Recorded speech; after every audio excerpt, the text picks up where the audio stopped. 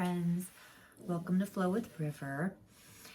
So a little while back, I did a segment that I labeled bras, boobs, and health. I think that's what I called it. And that was talking about breast health and, how bras can, you can go back and rewatch that. But I'm going to talk about something that's a little similar along the line of breast health. Because today I had a thermogram, and it was my first one ever. So I'm sure everybody is familiar with mammogram. So mammogram is when they smush your breast in between two plates and they shoot x-rays at your breast to see if they can discover lumps and cancer. My personal opinion for mammograms is a couple double whammies, like my personal opinion. But I have done a lot of research, and there's some great sources out there for you to look at if you want to do some digging. But not only are mammograms shooting x-rays into your breast tissue, which, so x-rays, right, it's a form of radiation. Whenever they do, say you're getting dental x-rays done, they always put that heavy blanket over here. That's to protect yourself, your vital organs from the x-rays. So, and that's why they always stand behind a shield as well, the people who are performing those. So there has been a lot of studies that link mammograms to cancer. There's a lot of false positives and a lot of not negative, just negative results where there's actually breast cancer growing. The thing about that I learned today is that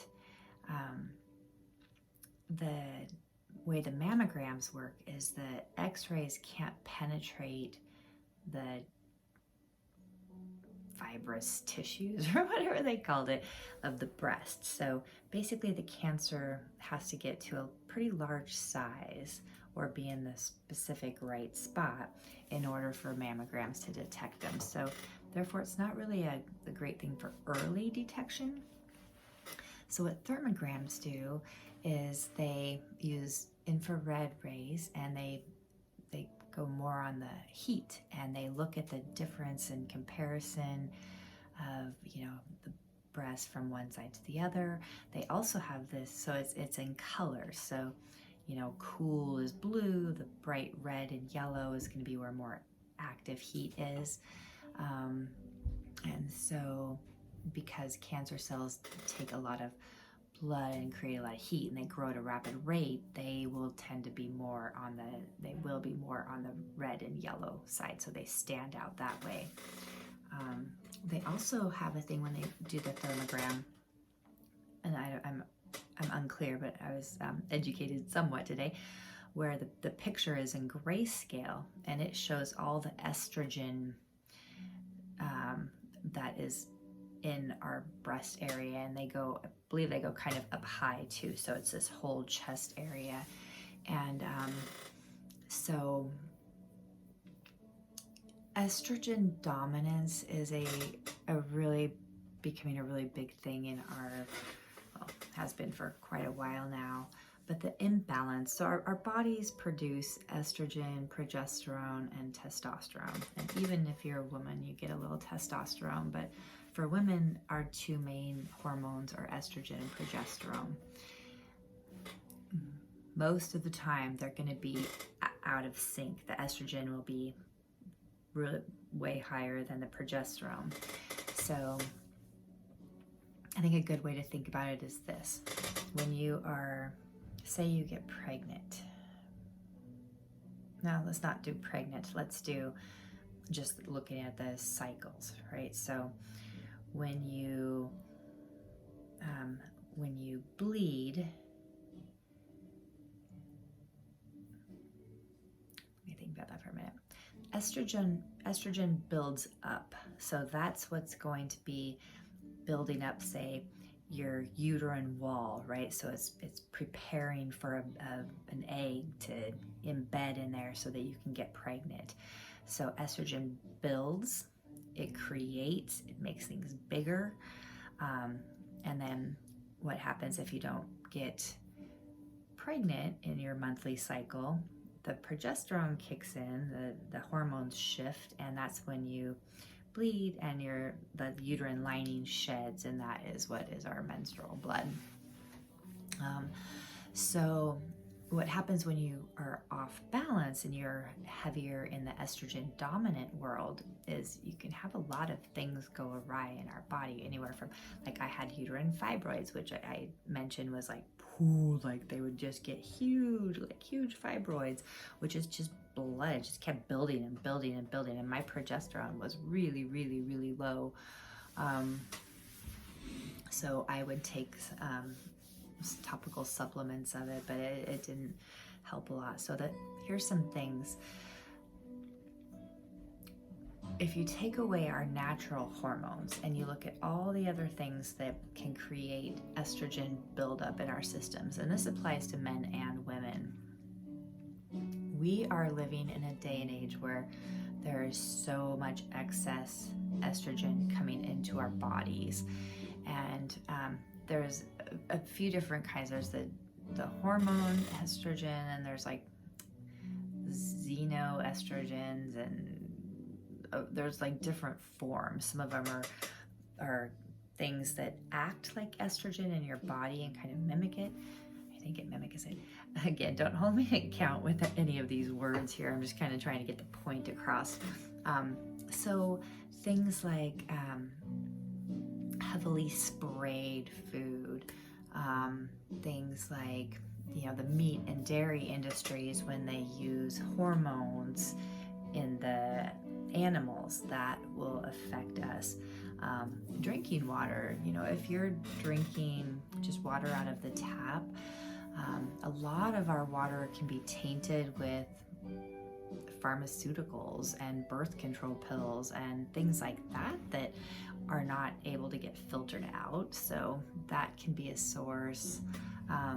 Plastics. So if you're cooking with plastic, if you're using like Teflon pans or plastic spoons, if you're storing your food in plastic, if you're microwaving plastic, especially, even way more so.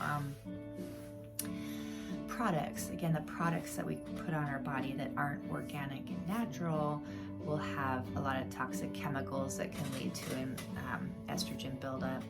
There's so many things. I would highly encourage for you to do a little research if you're interested in that world. So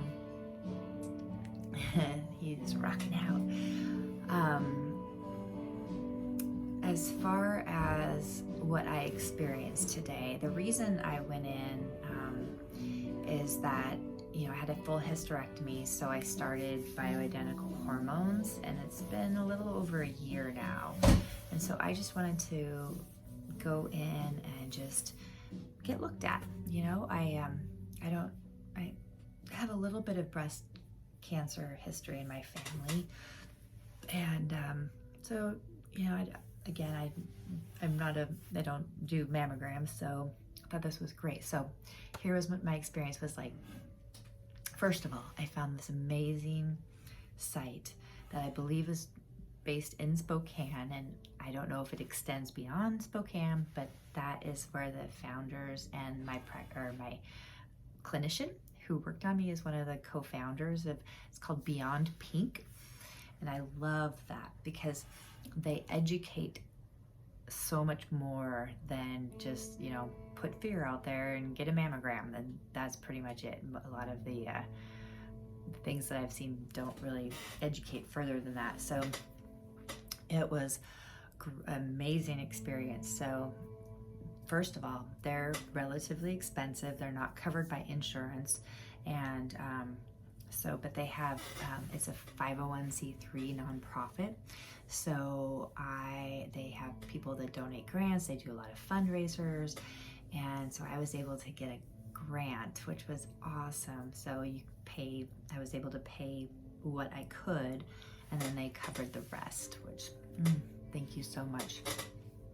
So the thing with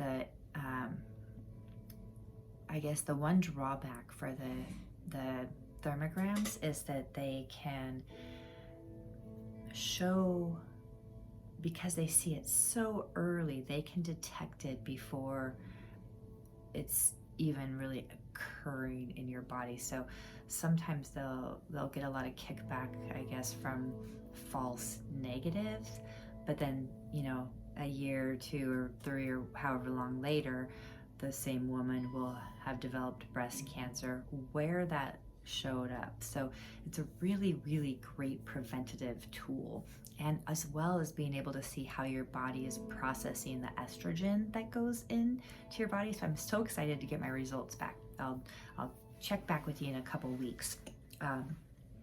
But this was what the process was like.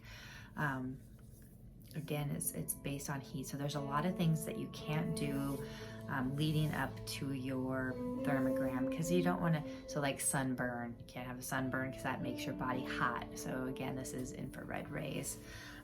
So totally harmless to the body. If you are concerned about that, the infrared rays have a wide range, and so there's a healthy range, which like far infrared saunas, they vibe on that level. So again, feel free to dig in there if you'd like. So the room was really cool, and after she educated me on what was going to happen, she left the room. I took off my top and my bra, and then I laid kind of like bent over at the waist like this with my head on like a counter here. So like imagine the boobs are kind of hanging down here. And you do that for about 15 minutes. And I read this great book that I love that I'm gonna see if I can get on estrogen dominance.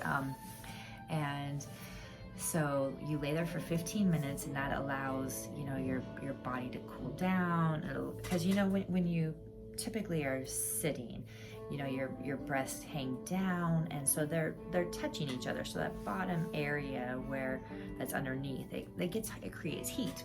So that's, I believe, why they do this. And so then after that, she came back in, and there's a camera. So I sat down and I held my hands up like this, and she had me turn a bunch of different directions, and took the Thermagram, the readings. And then, so it was pretty quick, that part of it. And then I did not know they did this though. So we went to a different room where they had like a massage table, and, you know, for you women who do self-breast exams, you know, you do a quick little one. When you go get your pap smear, you know, they'll do a quick little manual feel, looking for lumps and things like that. But this was the most intensive in a great way,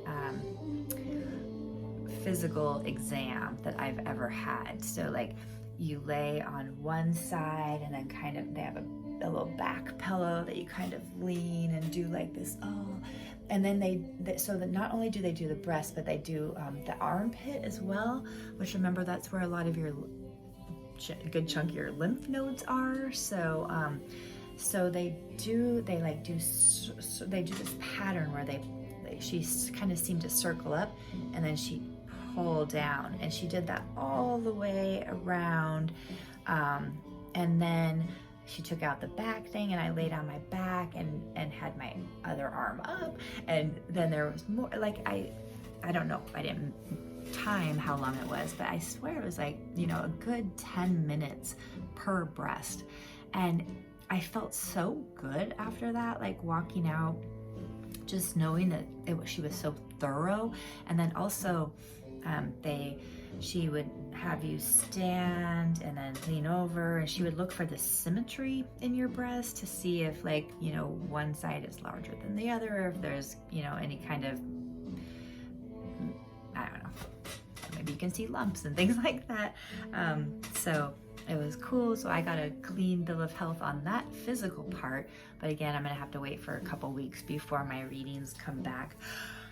And I'm excited. I will share it with you, and I'll share with you what they look like. But if you would like some information, I highly encourage you to go check out their website. It's beyondpink.net, and they have a lot of great information on what thermagrams are, a blog. So they have like thermagram versus mammogram. They have a lot of scientific research and studies. They have a whole page on resources, which I love because it links to a lot of different things, like Christine Northrup, which is an amazing educator on women and health.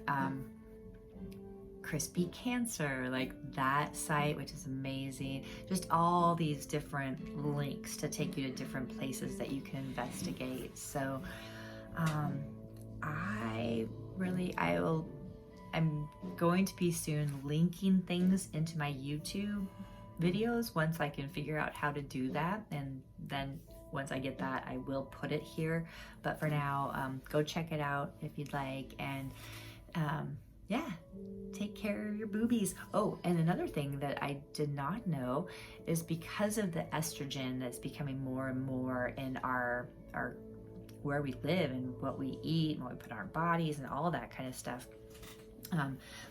breast cancer rates are rising in men as well. So, you know, it makes sense. It's so,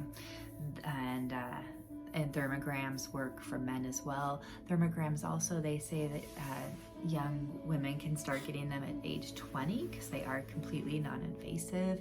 And I like their a quote. It was like, you know, breast cancer doesn't judge you by your age. So highly recommend. And even if you are doing mammograms, I would highly recommend using this as well as an adjunctive. So, all right, have a great night, and I'll talk to you later. Bye. Make yourself a great rest of your day.